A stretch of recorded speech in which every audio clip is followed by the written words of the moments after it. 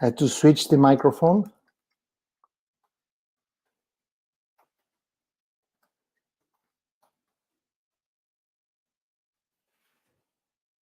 Okay, it seems that we're back. Sorry for that. So, to recap, I was sharing an anecdote when my wife and I went to New Zealand a couple of years ago, and basically we embarked in this whitewater rafting. It was a level 5. Level 5 is the hardest level you can get on a river. So all the rapids are measured in terms of 1 to 5. And this was a 5 because it had some very challenging whitewater at some point. But the most interesting one was a huge waterfall. It was 7 meters tall, which is 21, 22 feet tall, okay? And of course, we prepared for it. The instructor gave us some training and some advice on how to position the oars and ourselves and what to do. And as you can see in the picture, the most important thing is once you're facing that challenging waterfall, you have to go with the water. You have to go with the flow. And that's the most important lesson we're going to be discussing today. Change, it's out of our control. No matter how much we want to control how things are, how life happens, external events, most of the things are out of our control. So instead of fighting and resisting change, we need to be able to adapt and go with the flow. And as someone is suggesting, it's not only go with the flow, but grow, exactly, because you learn to manage your emotions and your fears and many other stuff as well. So this takes me to how do organizations basically manage change? And basically the approach still that many companies have is they try to control everything. They try to control people, so who gets promoted, what responsibilities people have. They promote people, they give them more responsibility, they hire new talent, they fire talent, they manage all the different resources, and most importantly, they try to change what we call the macro structures, the big things, the 5 to 10 year vision, the how we do business, our business model, so on and so forth. But they forget that in order to drive effective change, we need to start with trying to change small things. Because the larger, the more things the organization wants to change at the same time, the more resistance they're creating. So instead of getting advocacy and people helping managers and leaders move forward, they actually get the company stuck and wasting a lot of time, energy, emotions, and money. So in our experience, and there's a lot of research about this, in order to drive effective change, that needs to come from within. So you cannot talk about a large company organization transformation if you don't change people first. That means that individual employees, managers, and senior leaders need to go through a personal transformation. So in order to adapt, in order to read the white waters, in order to be open to thrive in those in change and in challenging waters, you need to start from yourself, then from your team, the large organization, and of course, if you're doing things right, you're going to have a positive impact in your community as well. So some quick background who we are. I mean, Liberation is a change leadership consultancy. I founded it over 2 years ago, basically as a response to a lot of organizations that are suffering from toxicity, fear, and other negative emotions that get people stuck. Instead of, that's what we call liberation. We're about liberating the best version of people, teams, and organizations. How we do this, basically, we have 3 key services. We do a lot of workshops, like what we're discussing today is part of a larger one-day workshop that we usually run. We do team offsite facilitation when we have different teams that need to maybe reflect on how they're working, they need to upgrade their game, or sometimes we know a lot of teams having issues, they cannot get along well, they have issues in terms of how they collaborate, how they interact, and we help them move forward. And last but not least, we also help companies that want to build what we call a fearless culture, a culture that's going to help them overcome fear and become more creative, more innovative, and more experimental. Some people say that I'm very prolific because I publish 3 articles per week. I'm writing a lot because that's the way I'm doing research. I interact with people like you, with my community, and I learn a lot from interacting with other professionals and getting feedback. And if you're interested, I publish a weekly newsletter. It's called Liberating Insights, and basically that's the URL, liberationist.org/subscribe. And you get not only articles, but video, tools, exercises, and many other stuff for change makers like yourself. So enough introduction. What are we going to talk and cover today? I'm going to discuss a little bit about what do we mean by permanent whitewater, why is it so challenging, and why isn't that challenging? So there are two sides to the story. I'm going to introduce the positive change framework, so an approach to how to create more adaptive organizations. We're going to share some insights, of course, tools that you can apply to your everyday job. I'm going to present some roadmap, how to create more human, adaptive, and innovative organizations. And of course, I'm going to be introducing our permanent whitewater canvas, a tool that you can download for free and you can use in your own company. So the first part about, there are three topics that we're going to discuss, how to deal with whitewater, the permanent change. The first is we need to embrace it. So the term whitewater, permanent whitewater, as a metaphor of change was originally introduced by Peter Weil, like in the 80s, right? A long time ago, in one of his books called Managing as a Performing Art. The notion and what the author discussed, Peter Weil, this is the way I'm going to spell it for you, so I don't want to, I can send you the information later, so I keep with the flow, sorry for that.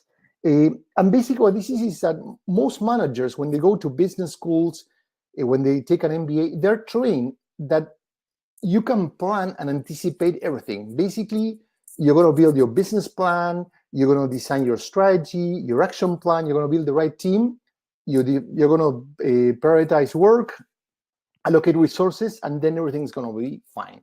Basically, like if the river is most of the time quiet and calm and under your control. And when they happen to go through water, like the one you see on this picture, that's just an exception because, don't worry, in the end, things are going to get back to normal. The truth is, the normal is this. The normal is whitewater. So don't expect for things to be calm because they're never going to get there. Having said so, there's also a notion that many consultants try to motivate people to change through fear. And they say, okay, change has never happened this fast before. Yeah, that's true. But many times we're not comparing apples to apples. So for example, when people say that it took, let's say, 20 years or whatever to get 30% of the households to have a phone, but then in 1/10 of that time, everyone has a Facebook account, they're comparing households with individuals, and they're comparing a product that phones that people had to pay for with Facebook that opening an account is for free. So many times when it comes to dramatized change, we're making comparisons and using data that is not necessarily accurate. And by doing so, we just try to seed fear and make everyone scared. My point is, people have been saying that change is accelerating in the 1920s, 1940s, 1960, and 2000, and so on and so forth. So it's not that we're living in a unique era. Since humans were born, change has been happening fast. So let's face it, but don't be scared about it. The second thing is we need to learn to read whitewater. And going back to the metaphor, the whitewater in a river is completely different to the whitewater in an ocean. In a river, what you have is basically the rocks or holes, and there's water that's trying to go upstream, so in the opposite direction of the river, and that creates that whitewater. Whitewater in rivers is very turbulent. On the other hand, if you're a surfer or you want to body surf, you know that whitewater doesn't do you any good because it doesn't have that strength. So surfers avoid whitewater because they want to follow the wave that is the thing that has all the energy. So the same happens in our life. When we're running a team or a project, we need to identify, when it comes to change, what are the things that are really valuable, what's the energy, what are things that are really threatening, and what are the things that are not. So not all Whitewater is the same, and that's the most important thing. Like when we talk about change, what are the things that are going to really impact your business? What are the tools that are really necessary for you? And what are the things that maybe are fads, distractions, or things that are going to take you nowhere? So the most important thing when it comes to deal and reading Whitewater, it's be very selective which ones are going to help you move forward and surf the wave, and which are going to be just a distraction that's going to get you stuck. So how do we prepare for navigating and thriving in Whitewater? Of course, as I mentioned earlier, training is important. So you have to prepare yourself, how you position yourself on the boat, what's the right team, which are the right roles, who's going to do what. But also, even the most chaotic things have certain patterns. If you watch a river, at first glance, it might look all over the place. But if you pay more attention, spend some time, you're going to start observing certain patterns. So Whitewater is not just random. There's some random manifestation, but overall, it has certain patterns that if you're quiet and spend some time observing, you're going to be able to identify. So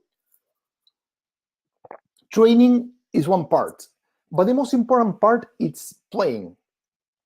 Because when you are not familiar with something, playing is how we learn and how we get used to that thing that seems threatening or unknown or challenging.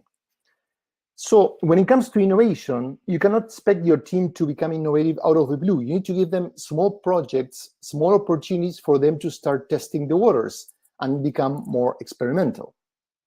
So you're going to get hurt.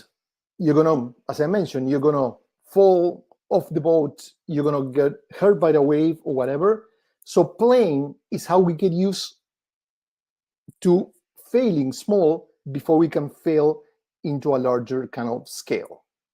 And we're not going to lose as many resources or money when we do at a larger scale. So this is the positive change framework that we use to help organizations become more human, more adaptive, and more innovative. And this is a continuum, so it's not like a 3 steps. It's 3 things that need to, and depending on the thing that we need to develop as skills, and becoming more human. So the more we talk about technology, the more we talk about artificial intelligence, the more they need to recover the value of what being human at work is.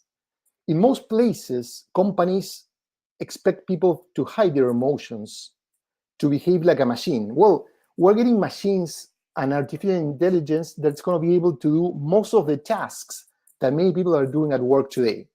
So our role, instead of trying to compete with those machines, with that artificial intelligence, is to bring our best selves to work, which is our emotions, our perspective, our uniqueness, who we are, our different hobbies, experiences, to bring that passion to work and help our organization have a more human understanding and behavior.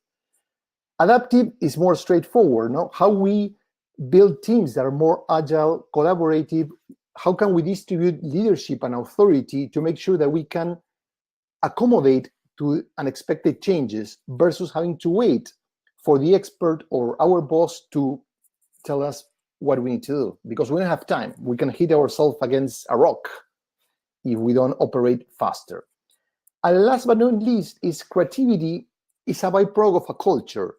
So when clients say, I want my team to become more creative, I say, well, first we need to understand if your culture is allowing your team to be creative, because probably most people are really creative, but fear, not feeling safe, or processes or bureaucracy or lack of spaces or opportunities are not allowing that creativity to be exposed and thrive. So as I mentioned before, the most important lesson that you can take is when it comes to dealing with change, with disruption, with uncertainty, is we cannot control anything. We cannot control everything. So we need to understand what are the things that are under our control and what are the things that are beyond our control. That not only is going to make the use of your time and energy in a more efficient way, but it's going to make you a happier person, believe me. Because most people struggle trying to change a lot of stuff that you cannot control. So We cannot control permanent whitewater. So look at this waterfall. I mean, no matter how much you want the water to stop, it's going to continue flowing rapidly. So either you go with the flow, you grow with the flow, or you're going to get hurt. You cannot control other people. Most managers try to control people, but people are not under our control. Either they're going to try to change because they want to, and if they don't, we can push hard and harder, but we're not going to get any results. We need to engage them in the conversation. We cannot control other boats, what our competitors do. We cannot control external factors like the weather, the economy, whatever, and of course, any unexpected events. So the most important thing that you can control is yourself. You can control your reactions, you can control your emotions, and you can control how you adapt. Either you fight change, or you decide to embrace it, to learn and grow through experience. I'm going to talk a little bit later about this, the notion of liberating structures. So it's a coincidence that we're called Liberationists as a company, but this is two authors that created these tools a couple of, almost 7 years ago, I believe. And basically, it's the recommendation is instead of trying to change everything at a large scale in an organization, there are small things that you can affect and change that are going to create a huge long-term impact. So you can change how you invite people to the party. So, for example, you can say people, look, this is our new strategy. I'm going to present a PowerPoint. You're going to understand it and support me. Or you can invite people to say, look, this is the problem we're facing as a company, and I need your help. What are your ideas? So everything starts from how you invite people to any new project, and that changes everything. How you arrange the space, the materials, how people can participate. Are you having a meeting or a brainstorm session? Do people take turns? Can people speak up? Can people challenge the rules? Are roles clear? How much time do people have to participate? Or are you going to be speaking throughout the whole meeting and then people don't have time to ask questions? So managing those small practices, and I'm going to share some examples later, and exactly the same with the sequence, what are the steps, the time allocated to each practice, really changes group dynamics and team dynamics and can open people to change. So as I mentioned earlier, most companies try to change everything.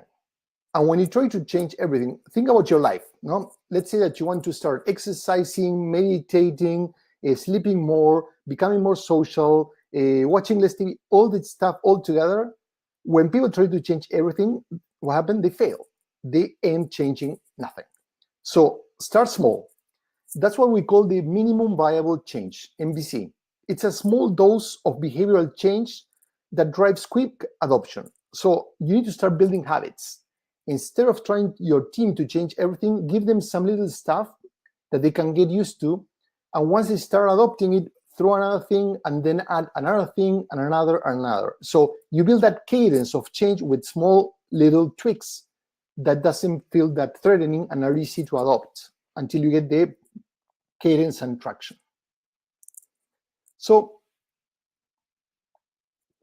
I mentioned there are 3 steps: being more human, more adaptive, and more innovative.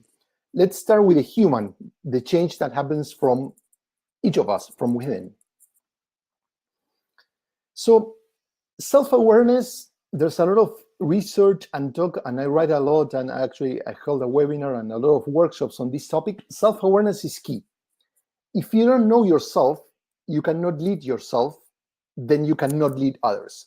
So self-awareness is key. But the biggest issue is that most leaders believe that they're self-aware, but at least 70 to 80% are not. So we need to understand that we need to embrace a more humble approach to how well we know ourselves if we want to grow and increase our knowledge.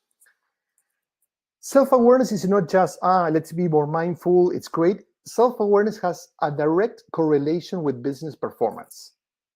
When it comes to teams, self-awareness increases dramatically how we make decisions, how we collaborate, how we coordinate between different team members, and how we manage conflict, which of course leads to making better decisions. Okay? So talking about emotions, I want you guys to share with me, when it comes to change, and be honest, I'm not going to be judging, I was watching here, share what are the emotions that you associate with change. Could be positive, it could be negative emotions, it could be both. So use the chat on your right, I think it is, and share what emotions you feel: fear, happiness, excitement. We have one person that says both. So if you, Lauren, thank you. If you can be more specific, not only if they're negative or positive, but what kind of emotions. What are the things that comes to mind when someone says, we need to change? What's your immediate reaction? Excited for the possibilities, the chance for reinventing myself, the need for empathy that is required. Okay, and that's a great point, empathy. Empathy is part of self-awareness. It's about understanding ourselves, but also the ability to understand others and put ourselves into their shoes, to understand their emotions. So many times leaders create a lot of conflict when trying to change a team because they don't understand that they're in one place and their team is another place. So they need to reconcile those emotions. Okay, thank you for, if you want to continue answering, that's okay. Excitement and fear of failure, of course, that's super, super common, but also the excitement to face a new challenge. So thank you guys for sharing. You can continue writing. The most important thing I want for you to learn when it comes to emotions, we tend to undervalue emotions. When people say, you're very emotional, we normally use it as something negative.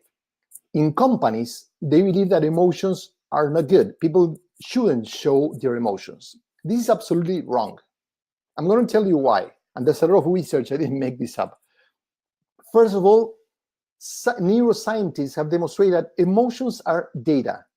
So basically, if you're about to fall in a waterfall, you're going to hit your car against another car, your body reaction that takes milliseconds, those emotions are like signals. They're alerting you that something either really great or really bad could happen. So you need to pay attention to your emotions. But most importantly, emotions filter our behavior because we use emotions as a lens. And then those thoughts that are filtered through emotions are going to end affecting our behavior. So you cannot change someone's behavior. You cannot change your own behavior if you don't start by reassessing or reframing your emotions. So ignoring emotions, as Sigal Barsad, one of the experts, says, it's an issue because the emotional culture of any company is super important. It's key. It plays a huge role.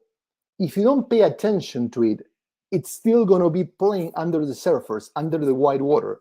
So either you have an emotional culture that is suppressed, that is going to harm your organization, or you learn to embrace those emotions and use it positively to drive change or move change forward. So in that sense, when it comes to self-awareness, we need to make some changes. The same way communication changed through different moments in the human history. No, in the past it was one-to-one, then it was one-to-many, and today through the internet and social media, in particularly, we can communicate many-to-many.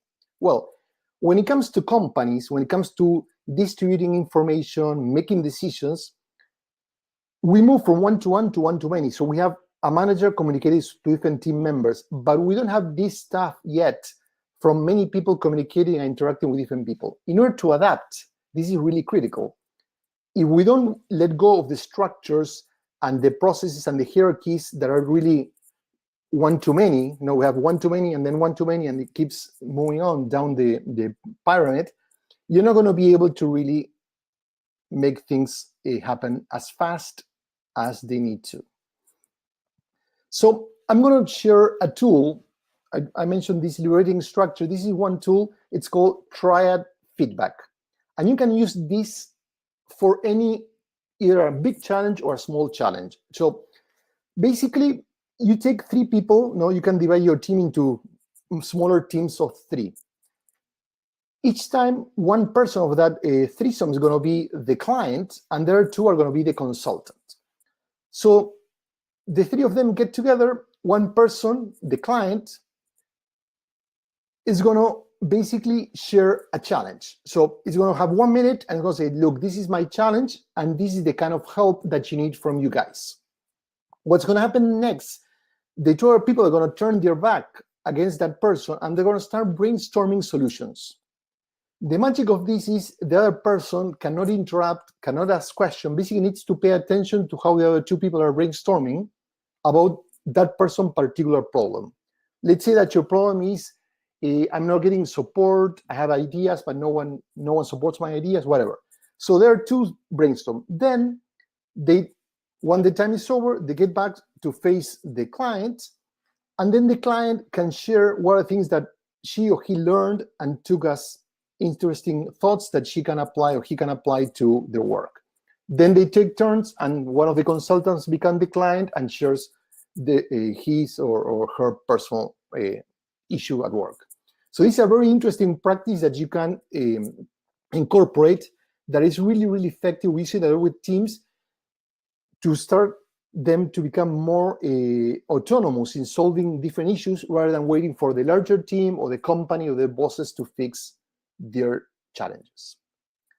So moving on, the second part is we need to become more adaptive, right? And the notion is you're not going to be able to change the river, but you can change how you deal with it.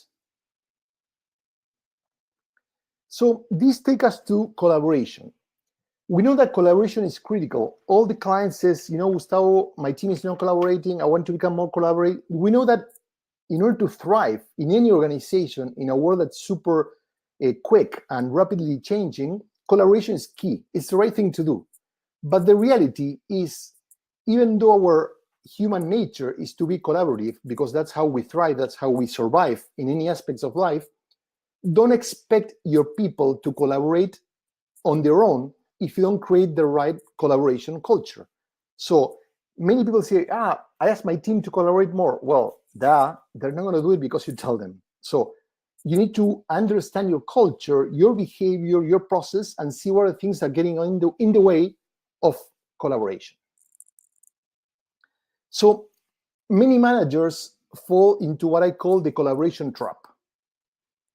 First thing is, there's a lot of research about what's known as the collaboration burnout.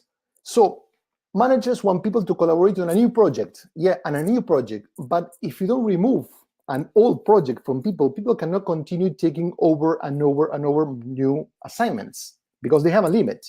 So if you want a team to collaborate in a new project, what's the old project that you're going to remove? But also, within the collaboration burnout, we have people that have a hard time saying no.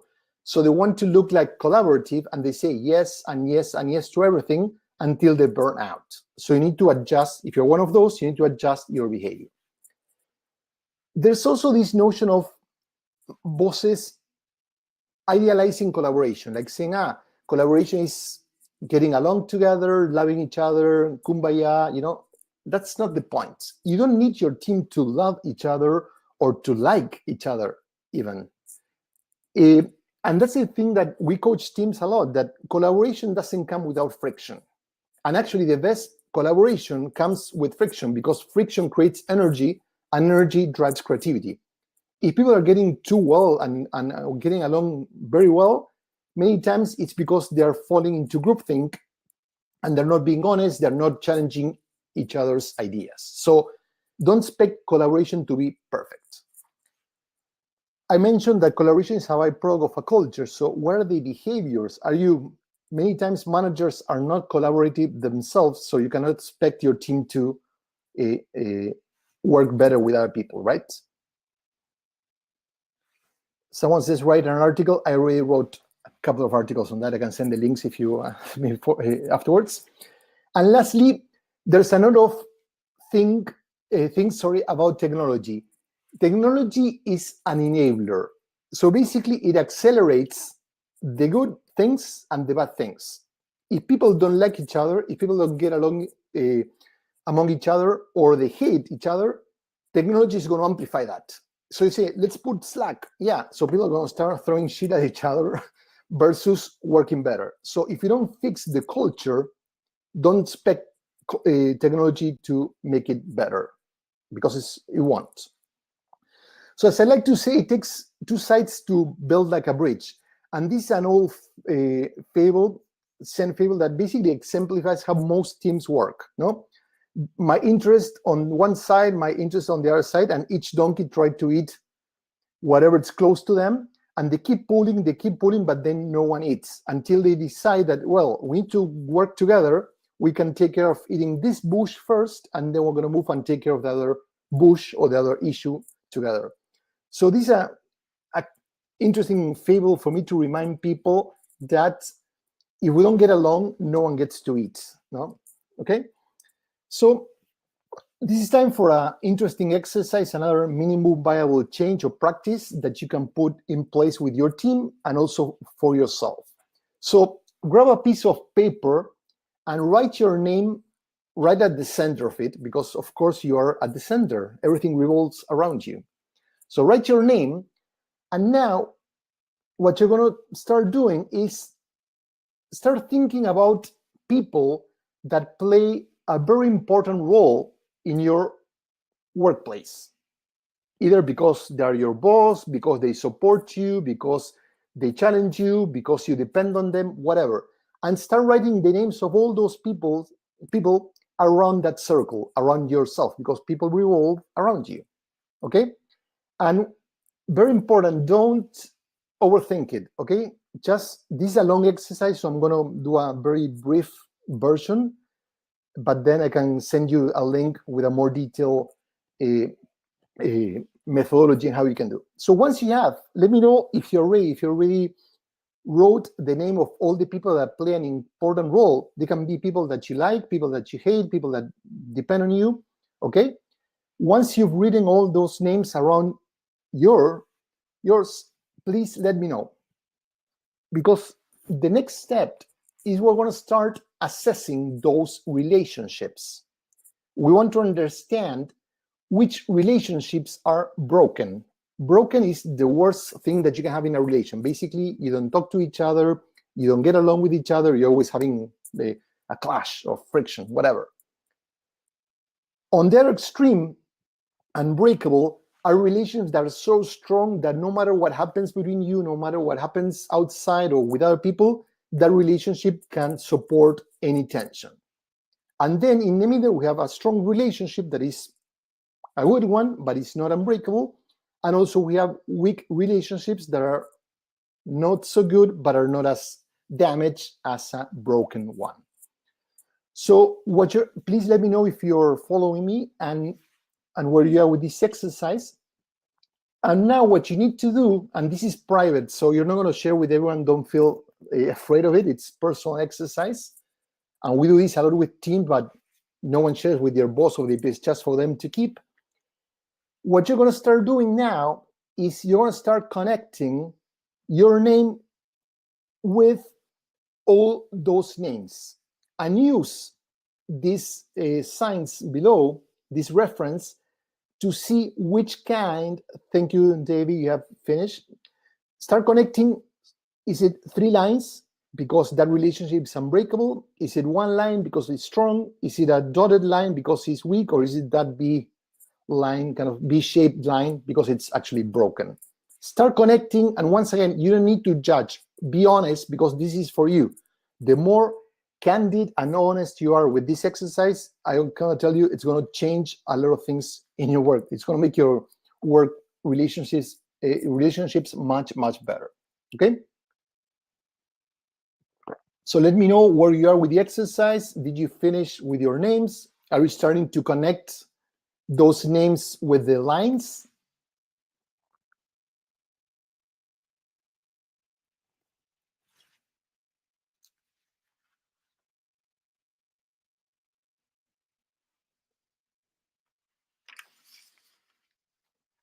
So done, connecting names, okay, perfect. So I'm gonna give you 1 or 2 minutes because unfortunately we don't have much time. This is a 1-hour webinar. As I mentioned, when we coach this activity, we spend like 10, 15, 20 or more minutes with people, but we also help them strategize what to do about it. So as I mentioned, if you want, you can send me an email, or you can send to the whole participants afterwards a link to this exercise so you can continue doing it on your own, because assessment is the first part of the exercise. So understanding you depend on your relationships. If all your relationships are broken, you're in a huge problem.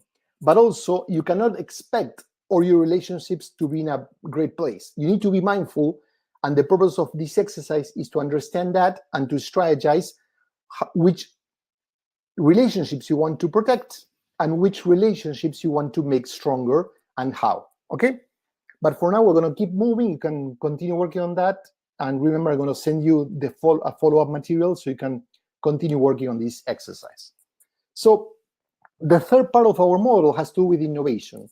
So creativity, it's a byproduct of a culture that feels safe for people to take risks, to speak up, and to embrace new mindsets, new behaviors, and of course, to make mistakes.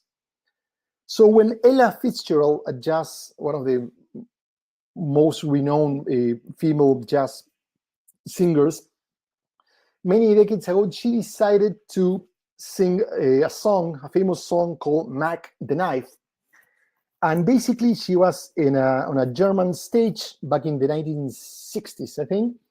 And it was a risky move because she never sung that particular lyric alive.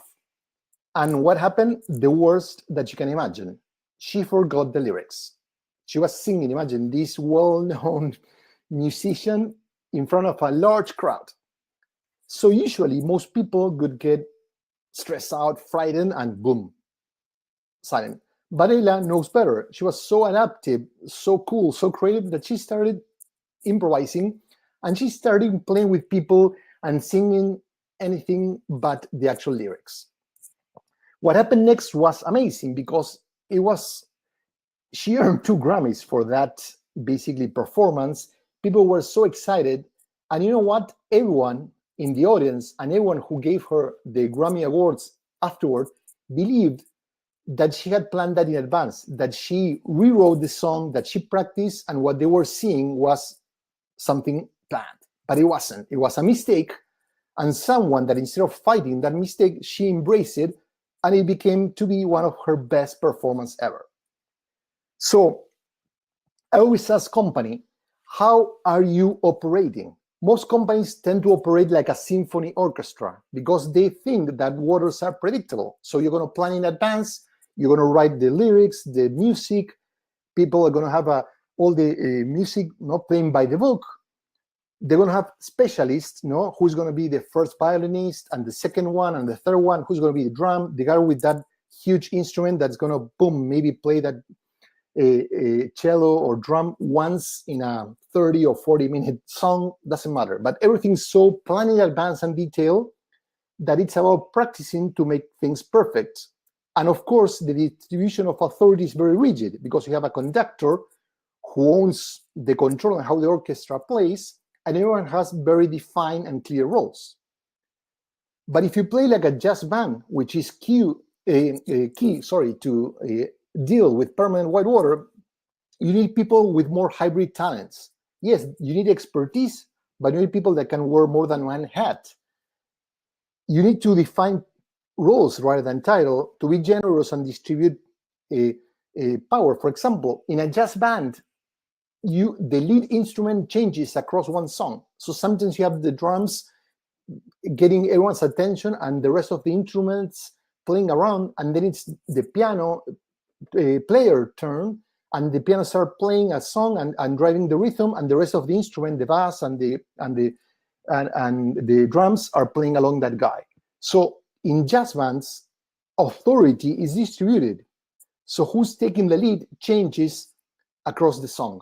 In a symphony orchestra, roles and authority are really, really divided and controlled. So in order to thrive in permanent change, in permanent whitewater, you need to play more like a jazz band. You need to be more fluid and adaptive. Okay? So this is an example from Spotify. Now, when it comes to making decisions, alignment is critical, but so is empowering people to be more autonomous. So if there's lack of alignment, everything's going to go wrong. No matter if you tell them what to do, you never know if people are building a bridge or not. But if people are aligned, but managers are telling people what the solution is, it's not going to work. So let's say you have to cross the river and you tell people, hey, we need to build a bridge. People are going to feel the ownership of taking care of that particular action or solution. The best quadrant is when you have your team aligned, you as a leader say, look, this is the mission, this is the challenge. We need to cross the river, but then you let them figure it out. Is it a bridge? Are we going to swim? Are we going to put a rope? Or are we going to go walk until we find a path or whatever? So when you align the team and you let the team become autonomous and make the decision, that's where people are the most successful. So this comes at a price. Your team are going to make mistakes. So I always ask my clients, do you have a mistakes policy? We want people to make mistakes, to experiment, but we need to have clear rules. I'm not meaning a policy like a 10 paragraphs of how to make mistakes, but basically to be explicit about how people can make mistakes, what's going to be punished, encouraged, and how we practice it. This, for example, is a social media company from UK that they create what they call the Church of Failure. And basically the CEO stands in front of a pulpit and share her mistakes and what she did wrong, and basically, most importantly, what was the lesson. And then anyone in the team, once a month, can take their turn, stand in front of that pulpit, face the audience, and share their own mistakes. So they're not hiding the mistakes, they're embracing them, they're being honest, but also they're sharing the lesson to make sure that the rest of the team are not going to go through the same error too. Okay, another minimum viable change or small thing that you can implement is how to create rules that enable your team rather than limit them. No? So it was famous that the one that is today's General Motors CEO used to be the head of human resources, which is not very usual, no? That someone from human resources become the CEO of a company. And when she started working, she saw that General Motors had a huge manual to define how people should dress for meetings, for whatever, like a huge process. And he decided to make things easier, to trust people, and he changed that huge book into a 2-word rule: dress appropriately. Basically, people should be smart enough to define and understand, depending on the context, are you meeting with a client, it's a brainstorm session, it's a Friday, whatever, are you working on the factory, to use your best criteria and dress according to that situation. So this is a perfect example, like building the bridge. You let people embrace that instead of telling everything that they need to do, because your team are made of adults. When you treat people like adults, they behave like such. When we treat people like kids and control them, then they behave like kids. So the last part I mentioned, I want to introduce the tool that we use. And of course, I'm going to just make an introduction, but this is a framework or a canvas that we use with teams to help them understand what are the white waters that is affecting their business, their current situation, and how to plan for them. And of course, this needs to adapt through time. It needs to be adapted through time. So it all begins with, I don't know if you get to see the cursor here, but basically it's about the start. What's your current situation? And that's something that most companies are not honest. And that's huge, because if you're not, it's like going to a shrink, a psychologist, and if you don't tell the person, your therapist, what are your real issues, that person's not going to be able to help them. So I tell my clients, look, if you don't tell me everything, I'm not going to be able to help you. And one thing that's funny, when I try to define the where are we with the CEOs and the C-suite, they tell me one story. But then I start talking to the rest of the team, and it feels that they're talking about 2 different companies. It's like families, you know? Everyone has their own version of what's going on. So this canvas that we use, which is a huge, large page document with post-its and all that stuff, we want the team to really agree on what's the challenge, where are they? Then we move into understanding Whitewater. what are the things that are happening that demands that the company or the team needs to adapt. Those things can be internal, could be driven by the team, could be driven by the organization, or by the competitor, external factors, whatever. And what is more important is we want to make sure that adapting doesn't mean reacting to something, but we can constantly adapt so we're not playing catch up with reality, okay? Then the next step is to understand where are the obstacles, no? Where are the white water? What's behind the white water? What are things that might harm us? What do we need to make sure that it's not going to get out of business? Is it a product that's failing? It's a team behavior that we need to adjust. What are the things that has to do with our culture or engagement that are affecting how we deal with those white water? Then we help the team strategize.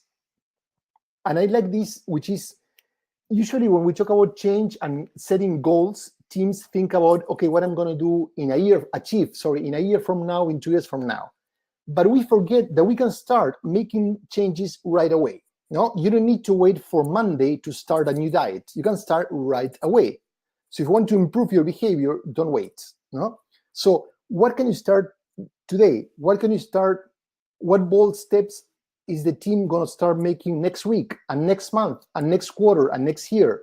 No. So basically, set up goals, not only dramatic, long-term, challenging goals, but also things that you can start implementing right away. So as I mentioned before, you can start building this cadence, this practice of continuous change, which helps you play and practice and become more used to white water.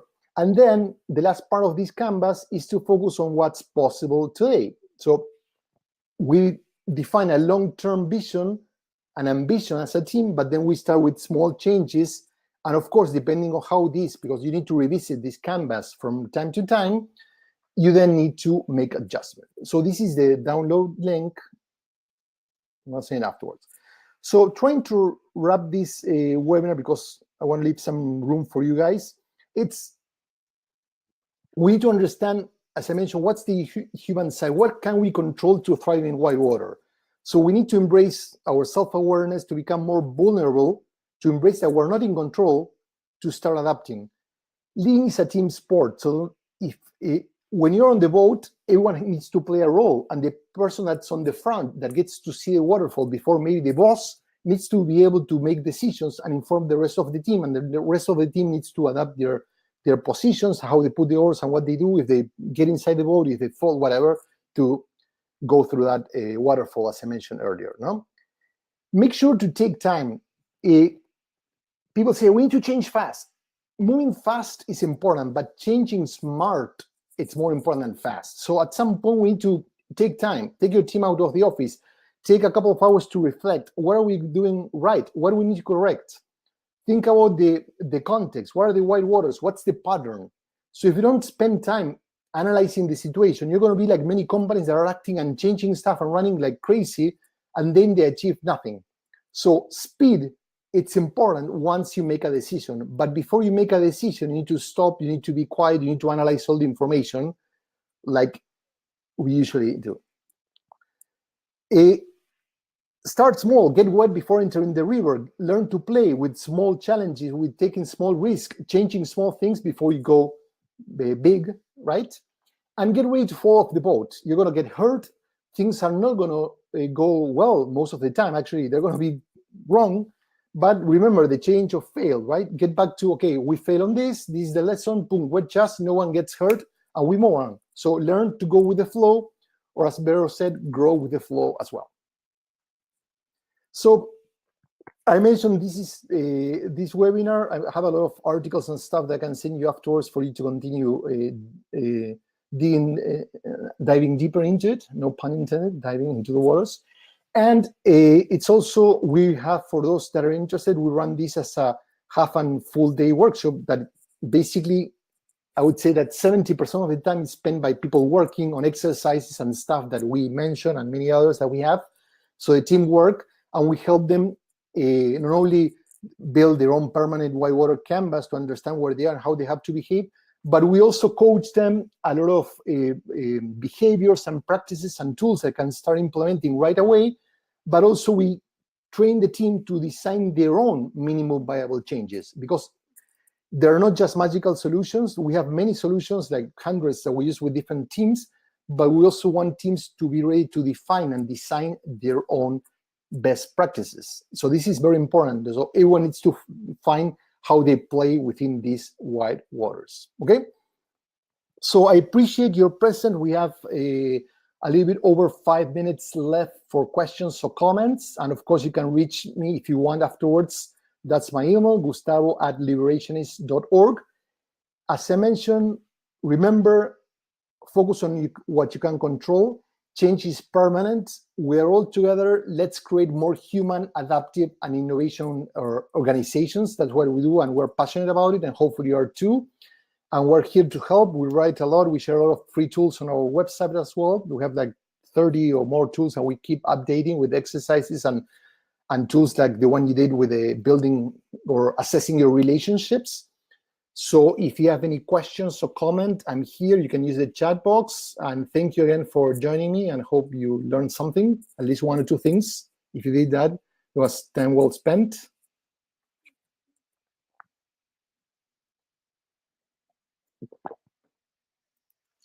Thank you guys for those that are posting nice comments. Make me blush. No, really. I'm very passionate about what I do, and I like to interact with people. So I like to create stuff that's valuable that other people can put in practice, because we need to collaborate. So I believe that consultants like me, the first thing we need to do is to share stuff, and that's part of our role.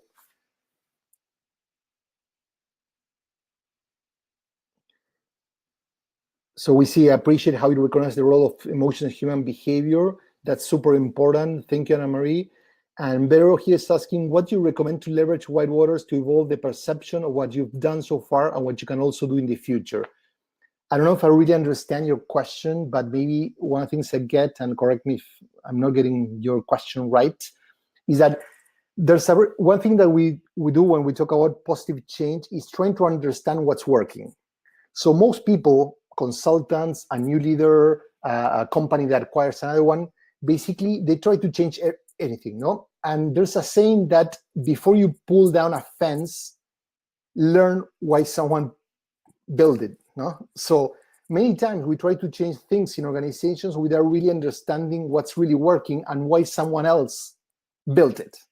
Even if we don't like it, let's try to make sure that we understand that. And to Vero's point, I think that it's not about changing everything that we do. It's about incorporating new things. Test. I like people test this. You have this tool. Practice it with your team. Does it stick? Does it make sense? Is it going to make you better? It's a tool that you have to add to your team, or is it replace some other practice? No. So it's a little bit about like practicing. No. So you can evolve. But the moment you say that everything that we're doing in the past is wrong, and then we try and change everything, then people are going to go bollocks. Here I have a comment from Cesar. I think that reducing or avoiding someone in change being in fear is limited for me. Sometimes an immature person who just lacks life experience might respond fearful, no matter how much support I give as a consultant. I hear you. I think that one of the things that we do a lot in many workshops and also in consulting, we always start with the people. So the first exercises and practices are about self-awareness. And we build a lot of exercises and tools. Some are really fun, some are really insightful, and people need to really dive deep inside. And what happens is people learn to understand a lot of those things by themselves before they can share with their team. So we create a safe space for people to reflect individually, then to reflect with a peer, maybe their partner, then to reflect with a smaller team, and then with a larger team. So we create that cadence so people feel safer to start experimenting. So it doesn't have to be if people are young, because I also see a lot of people are really senior and experienced and resist, Like I see a lot. Today there was a LinkedIn report that talked about stress at work, and the people that are the most stressed out are the leaders, because they feel that their positions are threatened. So they're the ones who are suffering the most, not only young people. So I think that we need to work on that. When it comes to avoiding fear, fear is an emotion, so we cannot avoid it. I always say that moving people and companies, what we do is move them from fear to fearless.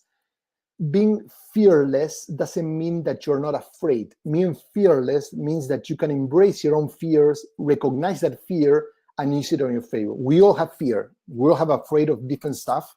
When people say, I'm not afraid, they're not really aware.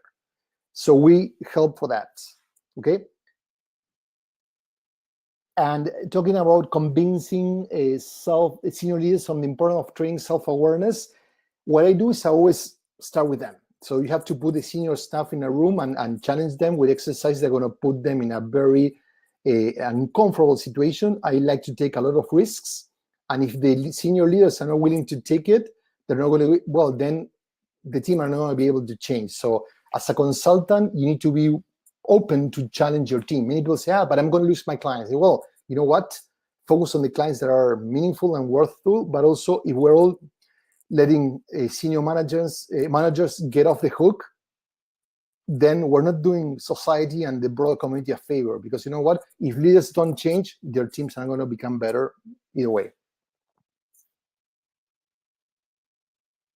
And yeah, Veronica, thank you then. And Veronica's adding more context to her question here, that people tend to evaluate people by what they really did and not by their potential. That's absolutely right. And that's very simplistic. I think that thank you for bringing that up. The most important thing that a leader should do is liberate the best version of people.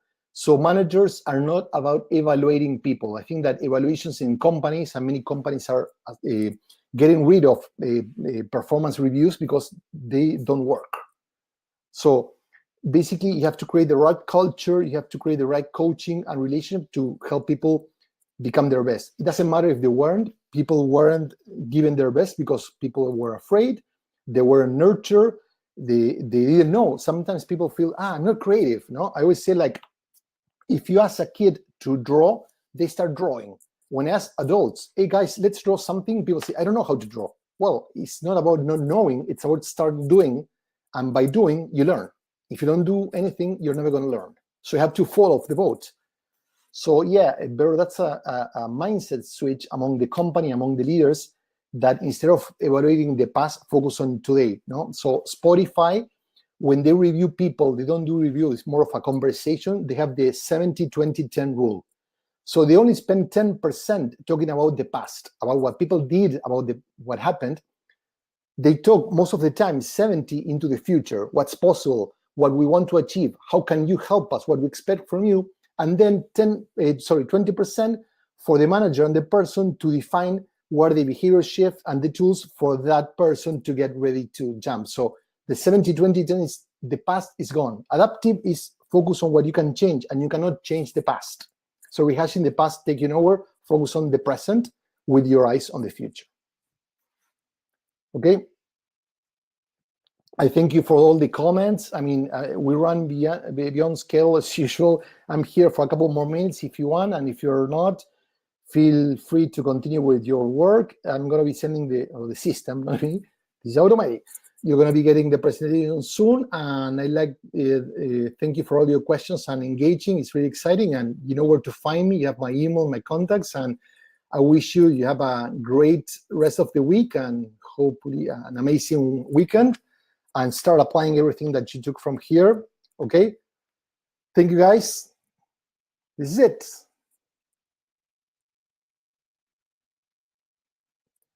So I'm going to finish the presentation, and thank you so much. And this is it. Bye-bye.